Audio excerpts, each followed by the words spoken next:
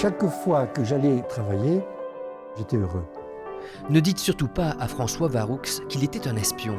Il préfère l'expression moins romanesque d'officier traitant, un métier trouble qui consiste à trouver des informateurs prêts à trahir de gré ou de force.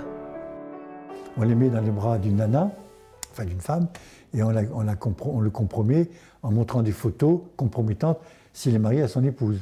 Vous voyez, c'est ça. Il ne faut pas avoir de scrupules dans ces cas. Ah alors, si on a des problèmes de scrupules ou de moralité, on n'entre pas dans cette crèmerie.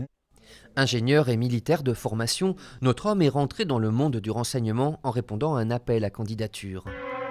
Sa carrière, de 1977 à 1995, l'a mené à risquer sa vie parfois en Éthiopie, au Pakistan, et a surtout joué au caméléon pour amadouer ses potentiels informateurs. Si on sait que c'est une personne qui est un as du tennis, par exemple, il faut, en amont, s'intéresser au tennis, apprendre à jouer au tennis, connaître les termes techniques pour bien s'adapter. Tous ces efforts pour obtenir des renseignements sur le nucléaire ou les moteurs d'hélicoptères. En France, l'espionnage est souvent à des fins économiques. François Varoux n'a dévoilé que récemment son passé sulfureux, dans 2 livres qui ont révélé la vérité à ses proches et à ses anciens administrés, puisqu'il fut maire du village de Konzac. Ce genre d'homme était capable de mettre de belles femmes entre les mains d'hommes pour qu'ils trahissent leur pays.